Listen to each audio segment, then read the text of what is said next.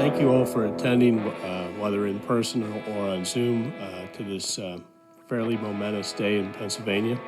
Today I am joined by my Democratic colleague, State Senator Sharif, to announce our support for a bipartisan approach to adult-use marijuana legalization. That's Pennsylvania State Senator Daniel Laughlin, a Republican from Erie, Pennsylvania.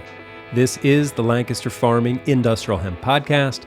My name is Eric Harlock, and today I will be joined by Senator Dan Laughlin and his Democratic counterpart and co-sponsor of this bill, Senator Sharif from Philadelphia.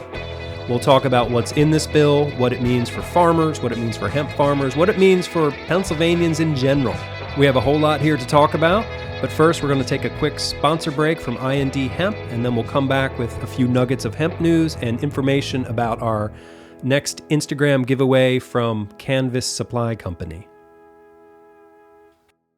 This episode is brought to you by IND Hemp. Are you interested in grain and fiber production and wondering where to source seed? IND Hemp is the U.S. representative and supplier of X59, a premier grain variety perfect for food processors that also produces a dual-crop straw yield for herd and bast fiber. X59 has been grown in multiple states and climates and is a consistent top yielder. IND Hemp is seeking processors around the country to partner with to support local farmers growing hemp for grain and fiber. Go to indhemp.com to learn more.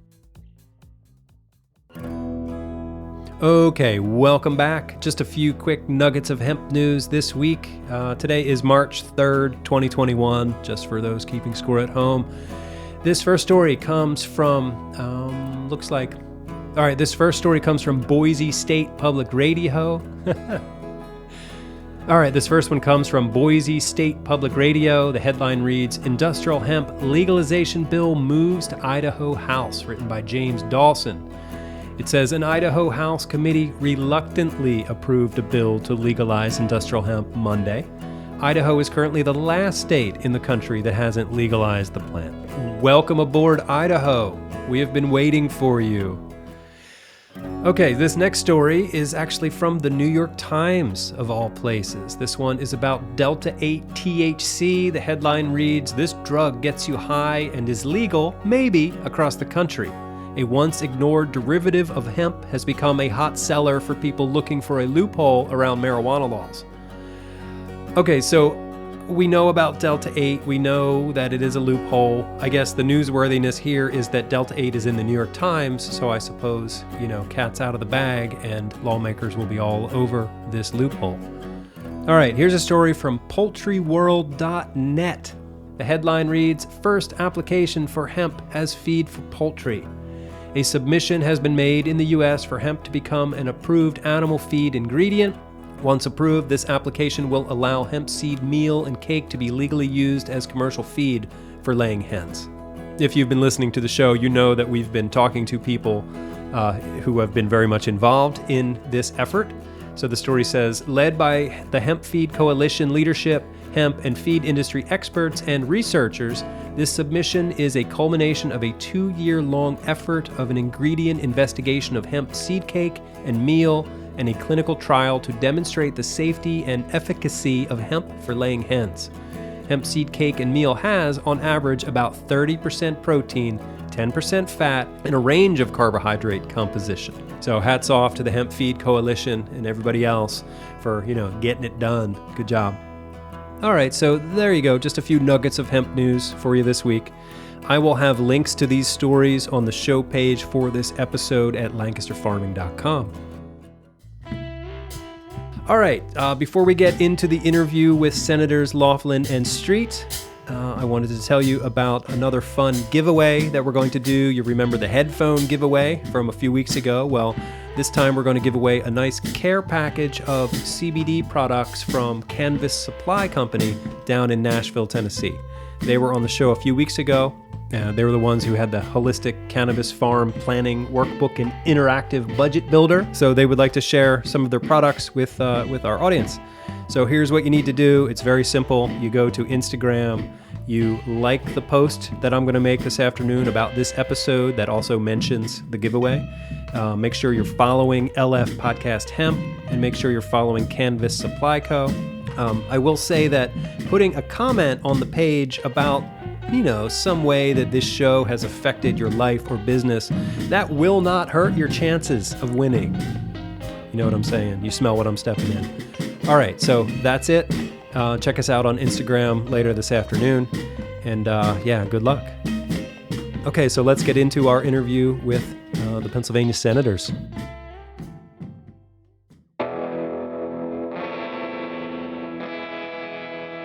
Pennsylvania State Senators Sharif Street and Daniel Laughlin, welcome to the Lancaster Farming Industrial Hemp Podcast. How you guys doing? Doing well.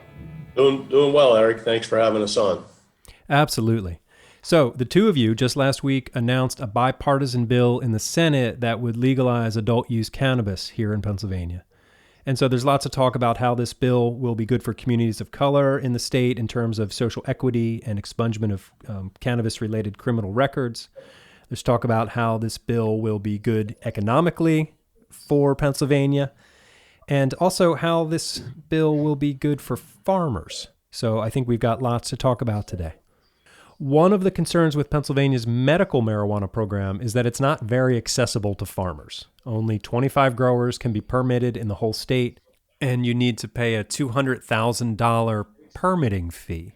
Would recreational marijuana be more widely accessible for farmers?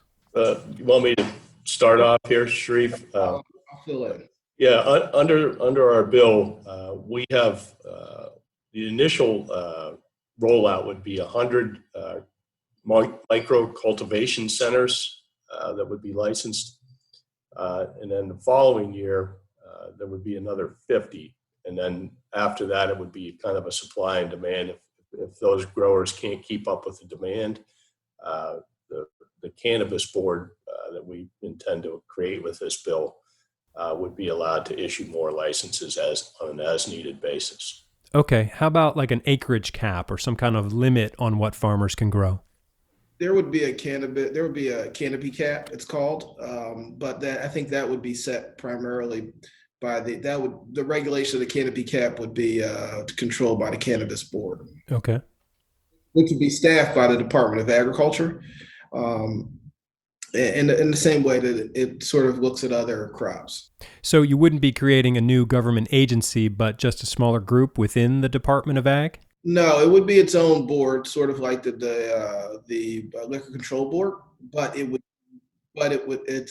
wouldn't have a massive staff. It would rely on health and ag and other departments, depending on to get information for it when it needs to. Okay, and then those 100 micro cultivation center permits, how do those get, distributed? Who gets them? How do you get them? What's that entail? Well, there would be an application process, Eric, and our bill is it's roughly 70 pages long, and there's a fair amount in it about social equity. We want this to be accessible to kind of the mom and pop types, if you will. Obviously the minority communities, we want them to have a crack at this instead of just, big tobacco rushing in and saying, all right, we've got all 100 grow centers, and that's not our intent at all. Well, that's good to hear. And then, so these micro cultivation centers, what do they look like? What kind of security would farmers need to have in place? Can these grows be outdoors, or is this all indoor growing? It has to be, you have to restrict, you can't have it for purposes of protecting hemp and cannabis. You got to protect against cross-pollination. So at a minimum, you'd have to have some level of security, and you also have to have at a minimum high towers. Now we're on the edge of my sophistication level about these high towers could be. Do you mean high tunnels? Yeah. At a minimum, it'd have to be that. But those things can be pretty sturdy, or they can be pretty flimsy. And I'm not sure, I don't want to get into saying exactly what level of structure has to be built, but there'd have to be some structure. It wouldn't be able to be grown out like corn, but you wouldn't necessarily have to build an expensive building. They're trying to find a sweet spot to have the right kind of protections, both agricultural protections to make sure there isn't cross-pollination, because if you cross-pollination, you get a hot crop of hemp that you can't use, and you get a weak crop of cannabis that isn't worth much.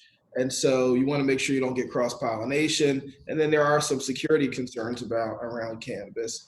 But the idea is to try and do it in a way that protects the public safety and keeps it affordable for farmers. Right.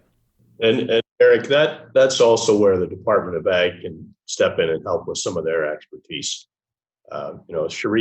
Sharif and I aren't farmers. At least I don't think you are, Sharif. My grandfather was, but I'm not. Yeah.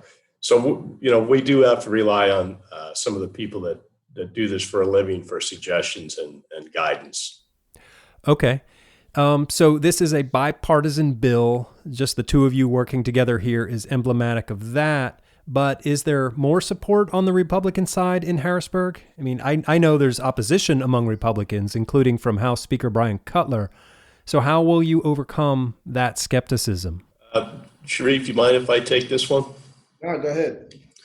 Well, Eric, when we say there's bipartisan support for this bill, that's because I put my name on it.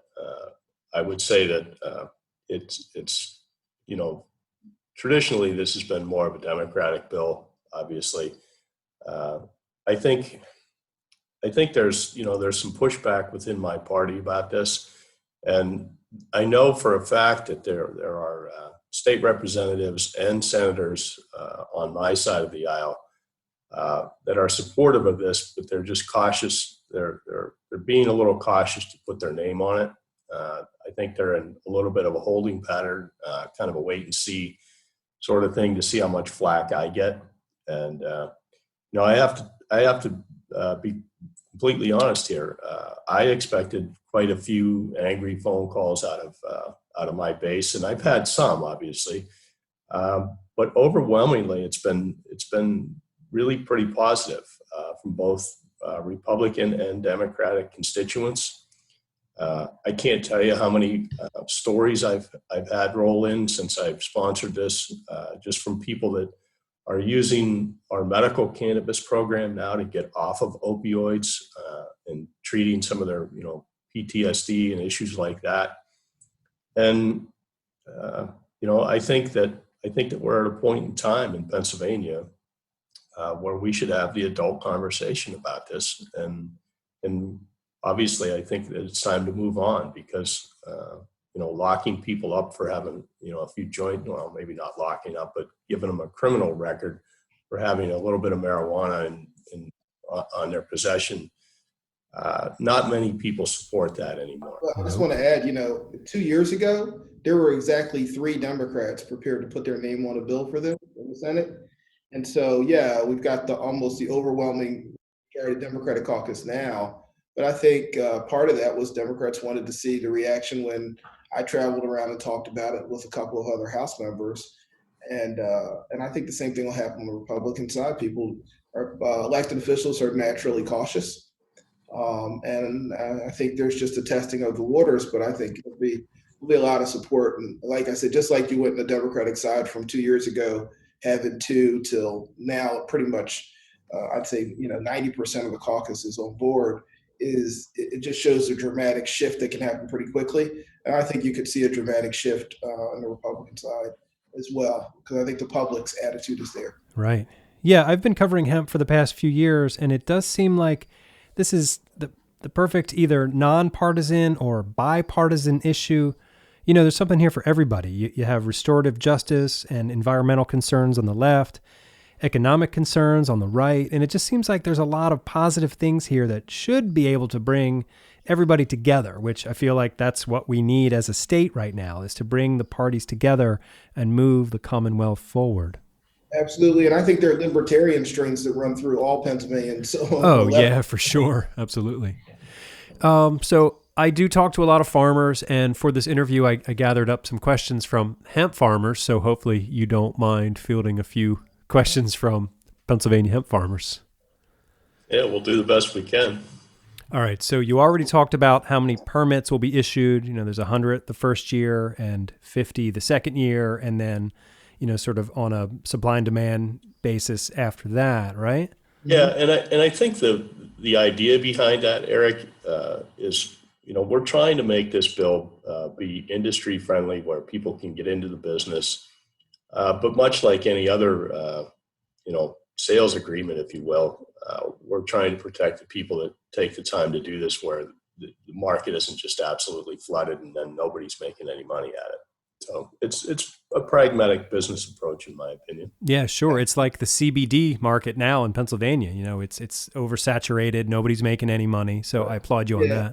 I would just add, look, I mean, we also try to set this up where you don't have to go every time the industry needs to do something. They don't have to go back to the General Assembly, because that can be difficult. Yeah, sure. Can you talk more about like the growing locations and sort of the other restrictions on the growing locations? Well, currently the way the bill is written, Eric, the micro cultivation centers, which this is the farming show, so I'm assuming that's what they're interested in. It's a 3,000 square foot structure, and it has to be secured, but partly to prevent cross pollination. That's one of the issues, but also just for security reasons. You don't want teenagers breaking in and taking all your product. Yeah, you don't want that. Will farmers be allowed to market directly to consumers, or is there going to be some kind of like distribution network set up? Well, there's going to be there will be different types of licenses. You can be a grower, processor, micro cultivator without getting. You can be a grower without getting a full-fledged processor, distributor licenses. There's sort of three categories. The reason is this: if you want to sell directly to the public, there's going to be a level of testing and labeling that is pretty rigorous, and not all growers we're going to want to go through all that, dealing with the lab tests and all of that. And so you could be if you're a grower that doesn't get into processing and doesn't do direct, and you're not a distributor, you would be able to grow, sell to somebody, and then let them deal with the testing. If you want to get into that, you'd get the additional licenses, but then you're subject to all the additional testing. That can be the testing can be really expensive, and that can be a burden on some small farmers. So we're not going to require that if you're a micro cultivator, you become a distributor, a direct to the public distributor. Okay. So the way this farmer set it up for me, it's like, the middleman always seems to make a lot of money with the least amount of risk, and the farmer will sometimes get the short end of the stick. So I think this farmer was hoping that, for what you said, that if a farmer wants to get into it and become vertically integrated, that they can. So that's good. Yeah, there's nothing to prevent vertical integration, but I will just caution that a lot of farmers that I've talked to in this space are really, unlike hemp, where there's less, there's a less rigorous testing. There's going to be pretty rigorous testing and labeling for cannabis, and some of them don't want. One of the mistakes that happen in some other jurisdictions is they required every farmer to get to this rigorous testing and labeling, and it hurt small farmers. So that was one of the lessons. Right. Okay. Let's talk about some of the restorative justice aspects of this bill. We know that communities of color have been disproportionately affected and disenfranchised by the disastrous war on drugs. So take me into the future. How does this bill change things? Sharif, this is a little more in your wheelhouse if you want to take that. Sure. So what I would say is, listen, there are upon passage, it will seal and or expunge the records of everyone that has a cannabis condition. Why is that important? Well, I'll tell you a story about a guy whose mother worked with me, and he had a small cannabis conviction when he was 19. He's in his 40s. His entire life he had to deal with, got into telemarketing. And I asked him one time, well, man, why are you always been in telemarketing? He said, well, I can't really get into many other careers. And I said, why is that? He said, well, I have a drug conviction. I said, I never knew you were a recovering person. So I'm not really a recovering person. I used some weed when I was 19 and got a drug conviction. And back then it was a felony. He said, and I never went to jail. I had 6 months probation, but I've got a felony drug conviction and I'm wiped out from like a whole ton of career options. And I found out in this field, there wasn't any real impediment. So I stayed in it. There are a lot of people who have been really restricted in what they could do in life because of cannabis drug convictions. It clogs up the system. We have people under supervision, maybe not as many actually incarcerated, but a ton of people on supervision. They can't travel. They have travel restrictions. If they do travel, then they can get locked up because they violated probation or parole. And it creates all kinds of impediments on people's lives that become ongoing and follow them around the whole time. So just sealing or expunging the records of everyone that had a conviction is hugely important. The second, and the reason we say sealing, expunging, well, when we talk to the lawyers that work for the state, the General Assembly and can mandate the sealing of all records instantly. Expungement requires some judicial action. And so for people who don't have money to go hire a lawyer and get it completely expunged, at a minimum, their records will be sealed instantly, and they can go through the process of getting it expunged. It gives them the right to get it expunged, but that requires some judicial action. Uh-huh. But we wanted people instantly to sort of be, most people, sealing, once the record's sealed, you can pretty much do whatever you need to do in life. And the second thing that we have with the social equity licenses, we're going to make a certain number of licenses available to people who come from communities that are disproportionately impacted by the war on drugs, the war on cannabis, and we think it'll be good. It'll give great opportunities for people to get involved, and the people that were sort of most hurt by this will now have an opportunity to benefit. We thought that was an important component of all of this. And I think that has been one of the least controversial things in the General Assembly. I think for a lot of members on both sides, it's really positive. Good. Yeah, Sharif, if I can jump in here just for a second too. From my side of the aisle, the one component of this social justice part of our bill that also appeals to kind of the fiscally conservative Republicans is that there's a lot of people in Pennsylvania that would be able to earn a better living if their records are sealed and allow them, to climb that economic ladder, so to speak, in a lot of those communities that have been, perhaps targeted, and that's a really good component of this bill to give some opportunity to these communities where they need some financial assistance. So I'm really happy that we were able to put that in. Absolutely, and it speaks to sort of both Democratic and Republican values. We're not really giving anybody when you seal a person's record, you're just giving them an opportunity to show what they can do in life. You're not giving up. It's not a handout. It's really just removing an impediment so they can become the best person they can and persist and the most productive member of society. Yeah, amen to that. Getting back to farming, what else is in this bill that people should know about, like from an agricultural perspective? Well, look, I think people should remember that this could be really good. One thing that people doesn't come up often, that cannabis is also great for crop rotation. It puts nutrients back into the soil. Actually makes it easier to grow corn and other things. And some of the parts of the plant that are not used that are not really great for commercial human purposes can become feed, which is interesting. I didn't know.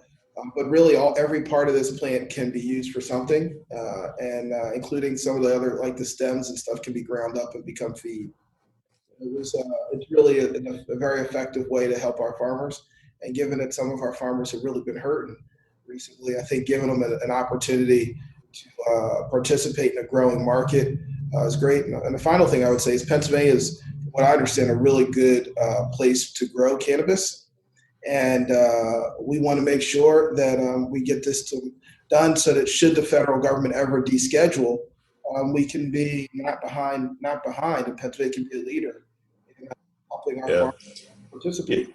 Eric, one of the things that's a benefit to this bill, if we're successful in getting it passed, a lot of small family farms in Pennsylvania are struggling right now. I'm sure that you're probably more aware of that than almost anybody that we've talked to. And when you can have an infusion of a cash crop like this into these smaller communities, it's going to help the whole community. Whether it's the farmer buying a new tractor from the local guy that sells tractors, to the hardware store, just to everything. And economic prosperity helps everyone. And I believe that this bill will be a very powerful driver in a lot of these smaller communities. Oh, yeah, for sure. And especially now with New Jersey just having legalized adult use cannabis, there's a very, very real fear that Pennsylvania money is just going to flow over the Delaware into New Jersey. And, that's no way to keep our local economy strong. We need to keep the money here. So I imagine that was, part of the calculus in your proposing this bill. Well, yeah, I mean, I think we're doing it because it's right for Pennsylvania, but yeah, well, definitely New Jersey and New York is poised to legalize as well, and Virginia this weekend just legalized. Oh, wow. Yeah, so I guess the pressure is on from all sides now. How about, have you talked to farmers? Who has been advising you from an agricultural perspective on this? Have you talked to hemp farmers? I talked to a lot of farmers, a lot of hemp farmers, a bunch of people that want to be in the cannabis space, and folks really believe that this makes a lot of sense for Pennsylvania, and some of the ideas around small farming and making sure that there's some level of there's some opportunity for small farmers to get was really important to us. And somebody I certainly didn't know. I'm not a person that just came up with it on my own. The fact that it's good for crop rotation. Those comments came from farmers who were talking about how it would be integrated into their operations. Some of them may already have dairy. They've got corn, and maybe there's some smaller vegetable crops. And now if you put cannabis in there, some of them integrated hemp in the space. Realize that if you got cannabis in there, that can be helpful. So they have some experience because cannabis and hemp are different, but there's some clear similarities. It's the same plant. Yeah, that's what. Yeah. And so there are so many farmers who've now benefited in the hemp space who believe that they could do well in cannabis. Yeah. Well. Yeah. Right. Good. Are you aware of the Pennsylvania Hemp Steering Committee? Do you know that group? Yep. Okay. The hemp out not too far from you. We used to have the hemp conference, the annual hemp conference. Oh yeah, the Pennsylvania Hemp Summit. Sure. Yep, we've done that 2 years in a row. I've been to the hemp summit last several years. Oh, good. Okay. Eric, what's kind of I find almost amusing. I'm stuck up here in the northwest corner of the state, obviously, and our farmers are more. We have a lot of grape farmers and stuff, which they don't have too many across the rest of the part of the state. So it's a little bit different region. And I think some of our local farmers would consider getting into this though, since it is kind of an indoor structure anyway. We're in a little bit different climate zone up here. Yeah, right. No, I could see it from an agritourism perspective, people coming up to go to the wineries, and then you add a marijuana grow in there and it can sort of just change things a little bit. Could be interesting. It could be a good fit, that's for sure. Yeah. It's a little different for where Philly. Every Philly kid takes a school trip to go see farms in Lancaster. That's part of growing up in the Philadelphia school district is that when you go to see a farm, it's usually a farm in Lancaster. Right. There's a lot of them out there. The steering committee that I mentioned, it's the Pennsylvania Hemp Steering Committee, and they advise the Department of Agriculture on hemp, and it's made up of, farmers and business people in the hemp space and researchers, academics, and all that. And I think, they're excited to help advise you on this. And, so if there's ever a chance for all of you to connect, I think they would be sort of a great benefit and help to you as you develop this program. Would you be open to their help? Absolutely, Eric. I'd love to hear from them. Okay, great. How about the marijuana stigma? How do we move past that reefer madness nonsense that's been foisted on us for generations now? How do we get past that sort of as a society? Well, I think that comes with time. I mean, and I think the stigma is somewhat generational. A lot of guys, people who are in their 40s and 50s are sort of lukewarm on it. If you talk to younger people under 30, they think it's completely ridiculous that we have all these restrictions. And there'll be some people who are, my mom's like, her doctor recommended that, hey, for her husband, there could be some medical benefits. And she and my stepfather were like, they're not taking cannabis. Yeah, They're right. not Like doing just not touching it. Right. they're not doing it, at least not at this time. And there's some real resistance. My children think it's, they're like, Grandma, that's silly. If it can be helpful to pop up bed, let him, they go ahead and do it. But so I think their attitudes are evolving. But I think there are also a number of people who are sort of flower children of that older generation who are very much supportive, and they call me all the time. But when you get to younger folks, I mean, I never really as a cannabis guy, I didn't use it, but and a lot of my friends and family think I'm an odd proponent of it. But the reality is, it seems pretty.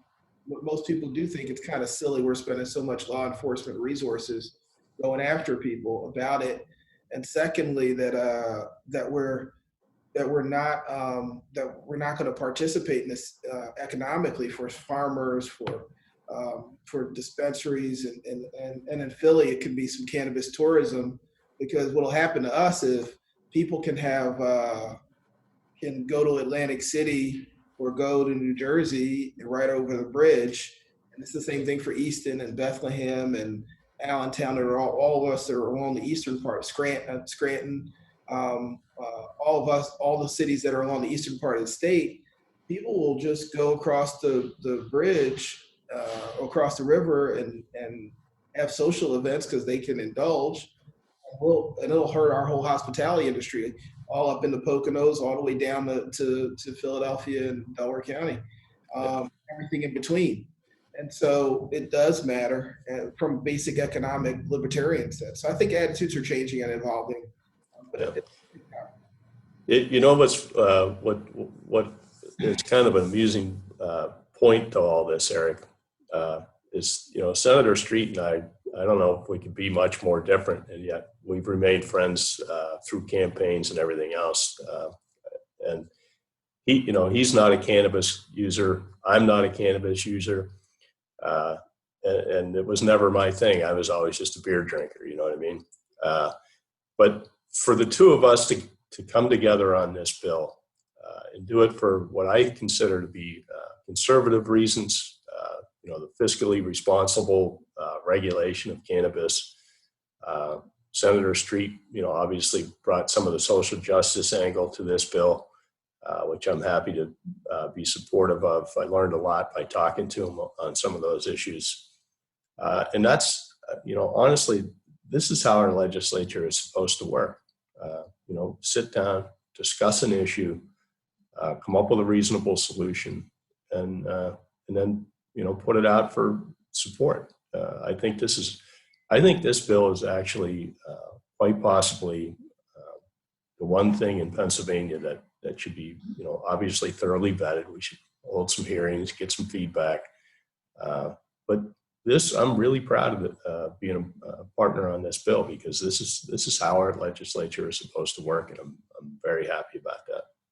Yeah, I couldn't agree more. I think Pennsylvanians want us to find the spaces where we can work together that benefit them, and put the needs of the people of Pennsylvania ahead of the needs of the elected officials. And I think too often they're frustrated that we like to highlight things, not spend enough time working on the stuff we can. Yeah, it's good. You guys are leading by example, which is fantastic. We need more bipartisanship in the state, to make real changes. So I applaud you on that. Senator Laughlin, you said something when you announced the bill last week, that it is always the right time to do the right thing. And this feels like the right time and the right thing. Do you have any co-sponsors yet? We have some Democratic co-sponsors. I haven't checked this morning to see if anyone else signed on yet. Okay. That quote, I think I heard somewhere else. I'm not trying to take credit for it. Yeah. Probably some famous person said it, Right. but I do feel like that. And, I've said this publicly, so this, isn't news to anybody that's been paying attention. I had some trouble getting my two oldest children through high school because they were dabbling in cannabis. And so I have a little bit of an edge to me about that. That's why I wanted to make sure that this bill kept this out of the hands of people under the age of 21. And much like alcohol, Eric, some people can have a drink and everything's fine.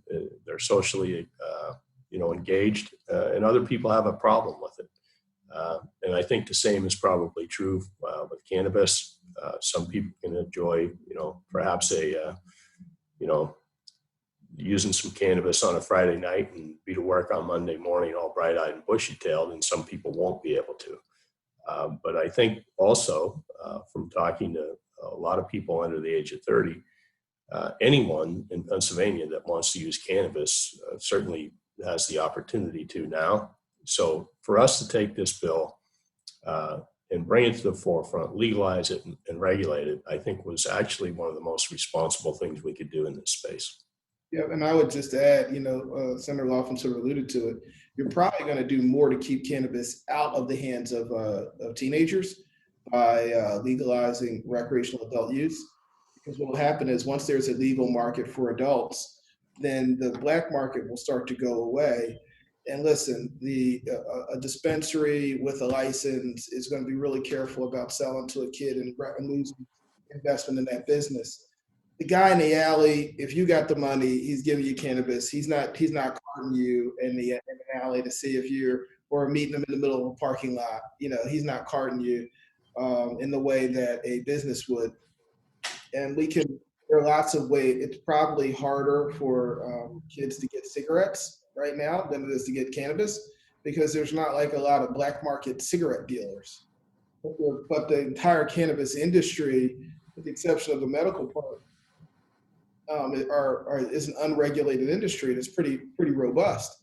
So by bringing it into the legal space, we can do that. And the second thing is, what you're getting. Right now, when you go buy cannabis on the street, you don't necessarily know if you're getting what the strength of it is. We're going to have labeling.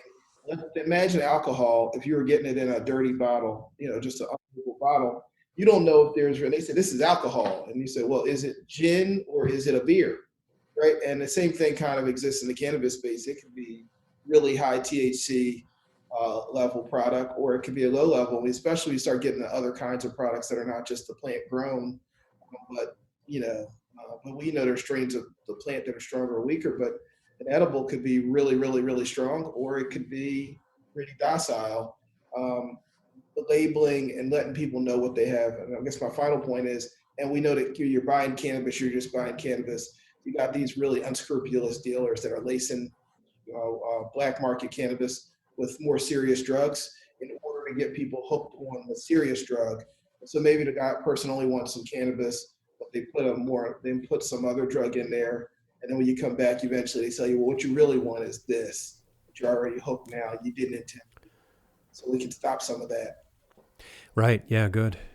You've both said that, in this proposal, you're prioritizing safety, social equity, and agriculture. These are three great things to be prioritizing. So again, I just appreciate what you're doing, and I thank you for joining me here today. I think our listeners will now have a better understanding of the bill. Eric, if there's one thing that I could get out there to your listeners, especially in, kind of the Lancaster farming community and stuff, I know that that's a pretty Republican area of the state. And certainly there'll be people listening to this podcast that are opposed to this, obviously. And what I would ask them to do is just, talk to their kids, talk to their nieces and nephews that are, say under the age of 30, and ask them honest questions. They don't have to ask them if they're using it or anything like that. Just say, hey, how hard is it to get cannabis right now? And I think they will be stunned because the one quote that I think probably had the biggest impact on me was about a year ago when I was talking to one of my kids about legalizing cannabis. What if it's a good thing to do, if it's not, and my children are pretty honest with me. And my son laughed and he said, listen, I can have a bag of weed delivered to the house in under an hour. It's better service than Amazon. And he said, you're fighting a losing battle, Dad. And that was kind of a turning point for me. I'm like, well, what's the next logical solution then? And regulating this and trying to have it be, put my conservative thumbprint on this bill. And I think, I am hopeful at least that some of my Republican counterparts will see that for what it is and the honesty in that. Yeah, good. I will say that I've talked to some very conservative farmers, some of them Amish farmers, who are all on board for legalizing adult use cannabis in the state.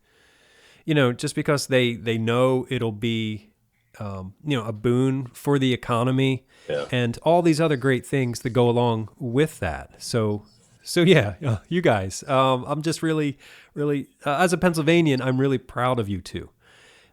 So thank you, Senator Street and Senator Laughlin. I appreciate your time this morning and your candid honesty about this whole thing. So thank you. Thank you. Appreciate being on the show this morning, Eric. Appreciate you. And look, thanks to all the farmers for working real hard to make sure that our food continues to flow.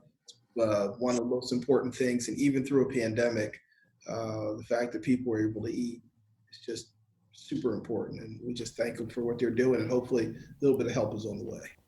All right, so there you go. That was Pennsylvania State Senators Sharif Street and Daniel Laughlin from Philadelphia and Erie, respectively, and also a Democrat and a Republican, respectively. So, hey, thank you all for listening to the show today. I would like to mention that we'll have a story in Lancaster Farming this weekend about this proposed bill, so check that out. I will try to get a link up to that article on this show page once we publish that article online. So anyway, my name is Eric Herlock. I am the digital editor at Lancaster Farming Newspaper, the greatest agricultural newspaper in the world. Check us out online at lancasterfarming.com. So speaking of digital editors, I conducted an interview just yesterday with Eric Sandy, the digital editor at Hemp Grower magazine. So that's going to be our interview for next week. I had anticipated putting that interview on today's show along with the interview with the senators, but Eric and I had a really nice, long, meandering conversation that deserves its own episode, so look for that for next week. And also, speaking of next week I will be announcing the winner of the Canvas Supply Company giveaway. So like I said in the beginning of the show, it's going to take place on Instagram. You need to like the post, you need to follow our podcast and Canvas Supply Company, and leaving a poignant comment won't hurt your chances. Yeah. Oh, if you have any news tips or story ideas, or just have a question about the hemp industry, you can always write to me at podcast@lancasterfarming.com, and I will get back to you. Oh, one more thing about this week's Lancaster Farming newspaper. There will be a 7-page hemp special section inside the A section. So a bunch of different stories. There's one about hemp microgreens. There's one about Paradise Hemp Farm and a farmer named Eric Trachtenberg, who you might remember from past episodes here, and a few other neat hemp stories. So check that out. All right, so that does it for me. So until next time, I will see you in the newspaper.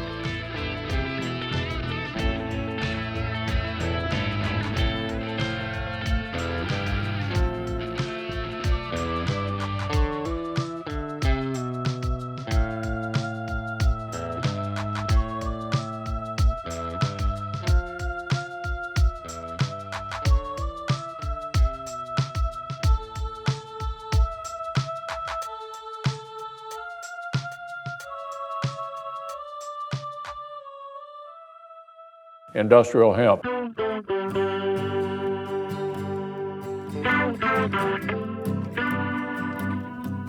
Episode 122 of the Lancaster Farming Industrial Hemp Podcast is copyright 2021 by Lancaster Farming Newspaper, which is part of the Steinman Communications family. Today's show was written, recorded, edited, and produced by yours truly, Eric Herlock. The music you hear throughout the show is courtesy of Tin Bird Shadow.